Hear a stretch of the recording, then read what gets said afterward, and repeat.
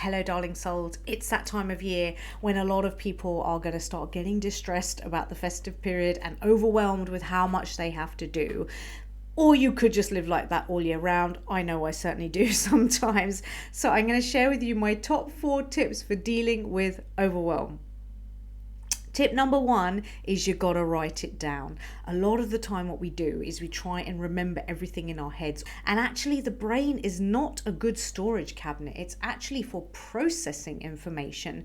So, if you're using it to store information, short term information, you kind of give yourself a level of cognitive overwhelm and overload that makes it so much harder to function. So, get a pen and write it down, get it out of your head. Get it on the page. That alone is going to make you feel so much better. Step number 2, you're going to look at that list and you're going to take stuff off and you're going to change things. You need to get a little bit ruthless with yourself, and I recommend that if you struggle with this, you get someone to help you. So there's 3 ways you can do this. Firstly, you're going to look at what can I actually remove. There's going to be things on that list that you think, do you know what? I don't need to fix that broken wobbly cupboard. It's okay. The world isn't going to end. Take that off your list. The second thing is to have a look at what you can reduce. So another thing that leads certain types of people into overwhelm is that everything we do, we want to do to such a high standard. We want to do to perfection. We want to do in so much detail.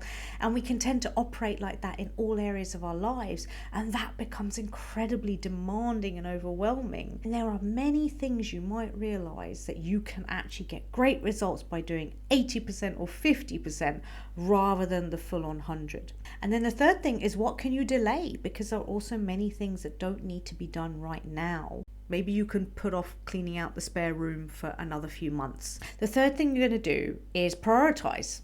So have a look at that list, and very simply you're going to say what is urgent and what is important. And you're going to look at the things that need to be done immediately, and the things that have a high importance, and you're going to put them at the top of the list. Number 4 is you are going to take tiny actions towards the top thing on your list. And you are going to break that task down into the smallest little breadcrumb steps that you can. And all you're going to do is take the next one. And then only once you've done that do you look at the next one and the next one and so on.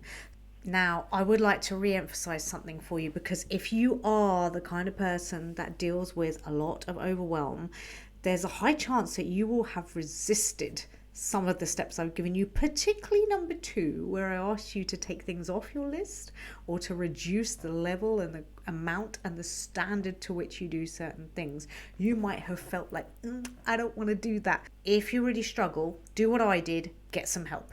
Go to somebody else who can give you a different perspective and help you sift through things and help you decide what to take off that list.